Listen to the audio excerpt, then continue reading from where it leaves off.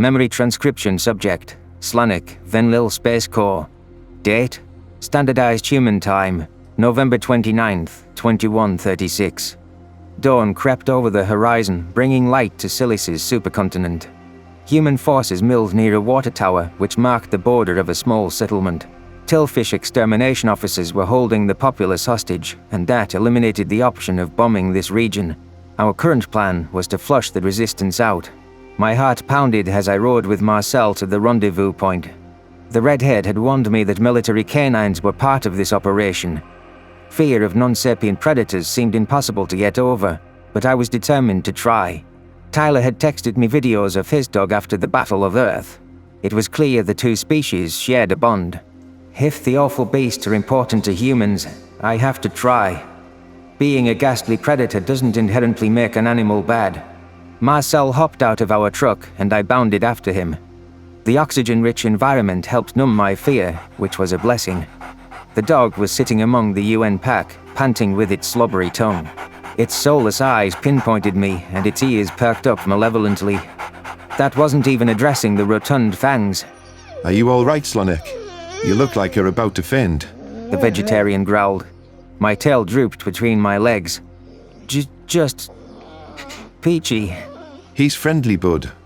These are the most domesticated animals on Earth. Hell, they were known as man's best friend. Before we met Venlil, of course. At this point, I knew the Terrans originally recruited dogs to track down prey. The non-sapiens had a sublime sense of smell, but that also meant this mutt could detect my terror. Still, this introduction was something that had to be done. Marcel had to see that I accepted his hunting ancestry. Maybe it would put my predator phobia to bed for good. I offered a silent plea to the universe that I wouldn't get swallowed whole. My paws carried me closer, and I focused on one step at a time. Every impulse pleaded to run, but I centered my thoughts around Marcel. This time, Slanik was not going to be a liability. If the animal went wild, the humans would protect me. It was their pet, after all. The hideous creature eyeballed me upon approach, and I extended a shaking paw.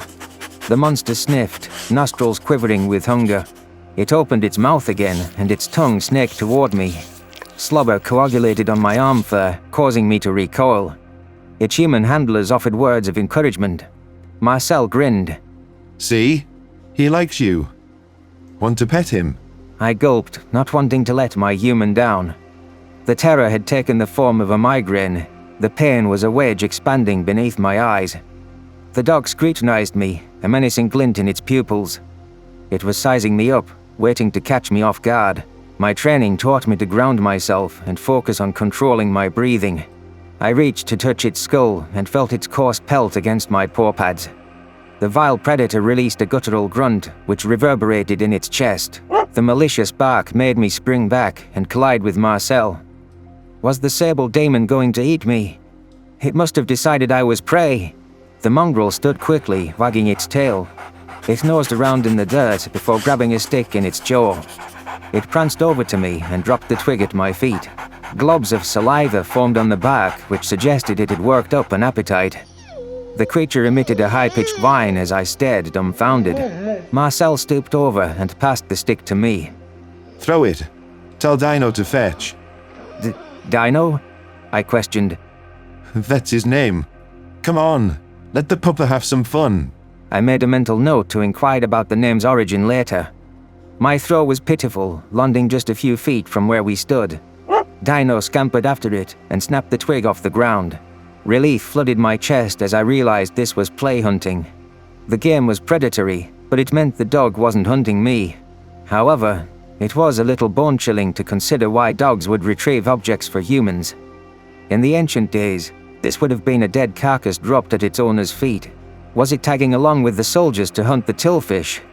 Would it chase them down and report back to the Terrans with the catch? All as the primates lavished it with good boy praises. That was awesome, Slanik. Marcel clapped me on the back. You'd create quite the stir on our internet if they saw this. I guess predators don't eat everything in sight. You chow down on every leaf you see. Anyhow, I want to hear you say that you're good to come with us. Where you go, I go. Don't worry. The blinders kept the dog out of my vision as we clambered into a transport. Many humans were grinning at me, and I did my best imitation of a smile. The sight cracked the soldiers up. It was nice to lift their mood, even at my expense. Terrans didn't snarl as much as they used to, ever since a tenth of their population was lost. No amount of Venlil cuteness would change that reality. Dino plopped itself beside my paws, resting its thick skull on the floor. The beast appeared tranquil, but its ears were pricked up and alert. I didn't like its chosen proximity to me, and I found myself praying that Marcel would intervene. The vegetarian merely tousled the dog's ears, the way he did with me. Active combat was preferable to this situation. At least I was equipped to handle that peril. Our vehicle procession didn't get far, since the Tillfish holdouts had anticipated UN intervention. Spikes were laid across the main road, and fallen trees had been hauled over the path as well. Side routes were jammed with barricades as well. Humans couldn't drag those away without heavy machinery. It would take an eternity to await equipment. It might have been possible to drive off-road, but footpaths had been coated in gasoline. A Tillfish could set the route ablaze the second the UN made a move. Any open land had been accounted for as well. Parks and green spaces had been flooded by local aqueducts. Even if Terran trucks could wade through the water, the muddy earth risked trapping their tires. Marcel nudged me out of the vehicle. Stay alert, Slanik. The exterminators left one route into the city. Foot traffic across the roads. There's a trap waiting for sure. You won't have the element of surprise, I said. Thankfully, we have recon drones to scout ahead. We're not going in dark. The dog is great at picking up explosives too. Dino placed its nose on the road, sprinting ahead of the humans. I hoped the dog was running off for good. If it became a wild predator, terrorizing the local populace, maybe the Terrans would stop bringing their kind on missions. No Predator soldiers made an effort to stop its departure, which suggested the mutt was more trouble than it was worth. The UN infantry readied their weapons and surveyed the area with alertness. I mimicked their movements, though the dwellings nearby seemed vacated. Thermal feeds were relayed to their holopads, granting us their drone's vision. Tillfish was scattered throughout the town square, with many taking refuge in the extermination office. Judging by their location, I assumed those were hostiles. Enemy patrols also wandered the streets, policing the citizenry. The populace was small enough to monitor, and residents had been confined to their homes. That made it easier to differentiate between combatants and hostages. It was best if the innocents remained inside. Hunting down every last hostile would be a challenge regardless, since their forces were spread out across the landscape. I trundled ahead, jogging to match the humans' pace. We weaved around the obstacles placed in our path, and climbed over a few lengthier objects. The persistent predators were tireless as they moved, but my body ached from the strenuous activity. I noticed Marcel favoring the leg he'd been shot in, so I decided not to ask for a ride. "Are you okay?" I asked. Marcel gritted his teeth. My conditioning's not peak after being injured for months. Recovering from Sovlin's fun room was hard enough. Got to get my fitness back up. Rebuild strength in this leg. That makes sense. We lose strength if we're sedentary too. Our scientists think that Venlo physical activity has declined alongside the native predator population. Fitness isn't as important without threats. That's probably right. Likewise, our fitness correlates to our participation in hunting, which we don't do anymore. A resounding bark jolted us out of the conversation. Dino sat beside a crate of black powder, which bore the insignia of mining companies. A fuse was attached, but the device hadn't been triggered yet. The Tillfish must be waiting for humans to pass by. It was the extermination officer's humor to weaponize a predator's tactics against them. The dog's handler whistled, and it came running back with eagerness.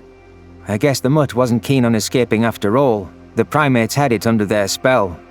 Come to think of it, even a feral predator wouldn't run away from an easy source of flesh. Terrans must keep control with generous helpings of food. It's playing along because it learned that humans reward it handsomely.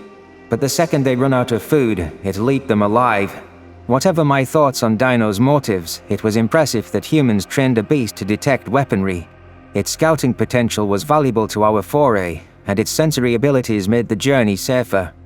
Powdered explosives were primitive compared to the Terran arsenal, but I still didn't want to stroll past one. Once our troops were clear of the blast, a UN soldier flung a match at the canister. It erupted with a puff of smoke, churning up the nearby dirt. Marcel waved a hand, and the combat-ready primates pressed on. There had to be Tillfish enemies in close proximity if they planned to trigger a blast. Terran drones circled back to our position, searching for hiding hostiles. Marcel whistled. Come out unarmed. This is over. We see you. Yes, you. Right there. Our surveillance had yet to locate any Tillfish, but the bluff filled the unseen assailants. A trio of insects scuffled out of a burrow and opened gunfire. I snapped my arm in their direction, focusing on lining up the sights. After a split second of concentration, I depressed the trigger. My bullet pierced through an insect skull, ejecting brain matter from the wound. The humans reacted swiftly as well, unleashing a string of kinetics. The enemy hit 2 of our men before we shot back, but wandering out into the open spelled their demise. Predators didn't miss a clear unobstructed target, and this scuffle was no exception to that rule. I drew a shuddering breath. That was my first kill. Sympathy flashed in Marcel's hazel eyes. The first time is the hardest. If it's any consolation, we've all been there. I still remember mine. But you're human. It doesn't matter. Unless you're a sociopath, taking a life is something you wrestle with. You feel like you've changed. And you have changed, Slanik. Just remember what you're fighting for. The Terran Brigade marched toward the town square. I was certain the extermination office was our first target, so this was no time to get emotional. My participation was for my friend's sake. The why was something I had no qualms over. Every bit of training was so that I could be effective and prove to the galaxy that Venlil weren't a laughingstock. Finding the route to the exterminator's workplace was easy. All we had to do was follow the trail of posters. Several predators stopped to scan visual translators near bulletins. The human likeness, often an unflattering caricature, was visible on many of them. It was obvious the predator-killing guilds took particular offense to their presence. Marcel inspected one, shaking his head as he read the translation. The caption asked, "Do these look like arboreal eyes to you?" A human was clutching silverware as they stared at a crocodile on a plate. It looked accurate to Earth cutlery, which was a nice touch. The artist rendition had their mane sticking up in all directions, exaggerated fangs curving out of closed lips and veins popping in dilated eyes. I ambled further ahead and tapped a different poster. It depicted Gajeeds in a pen, cowering away from a human hand. Earth's silhouette was superimposed in the background with a foreboding red glow encircling the planet. The tagline read, "Asylum for all." The refugees themselves could confirm the conditions weren't nefarious. Cattle ships belonged only to the Arxa. The one posted by the entrance at least had a basis in reality. It depicted an actual photograph of human soldiers dropping from the sky as Gajeed stampede victims littered the ground. "Coming to a city near you," the propaganda proclaimed. The subtext listed an exterminator recruiting URL specifically for volunteers to resist a UN invasion. I don't think they like us, Slanik. Marcel growled. No clue where I got that impression from, though. I took cover waiting for humans to breach the door. "You have an uncanny resemblance to the one munching on the crocodile. Is that your long-lost twin?" Funny. I was thinking it looked more like your mother. "Hey! We're going to settle this after the battle." My predator snarled, revealing his pearly fangs. The UN soldiers exchanged hand signals by the entrance before setting a breach charge. The blast rocked the door off its hinges and the humans stalked into the building. There were a few rifle bursts as the Terrans picked off the Tillfish in the entryway. I shouldered my own gun and slunk into the lobby. Smoke clouded the air, wisps visible in the dimly lit environment. The predators were inspecting a layout of the building. Their first step was to seal off exits. We knew where the bulk of the enemies were located thanks to the drones. It was a matter of our success clearing them out. The humans were closing in on the rogue exterminators, and I pitied the fools who dared to fight back.